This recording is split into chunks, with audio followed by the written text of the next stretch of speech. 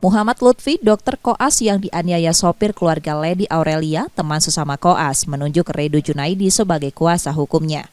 Kuasa hukum Lutfi meminta penyidik segera memeriksa handphone Ibu Lady karena Ibunda Lady diduga melanggar pasal 55 dan 56 KUHP terkait pemberian atau janji dengan menyalahgunakan kekuasaan atau martabat disertai kekerasan atau ancaman. Kita menilai kasus ini, kita kan harus lebih tahu tuh, mungkin ada alasannya apa. Cuman kalau kebenaran material ingin dikejar dan dicari, artinya apa? Seluruh alat bukti atau barang bukti yang berkaitan dengan tindak pidana itu harus semuanya dikumpulkan dan diambil. Polisi punya hak untuk melakukan apa tuh?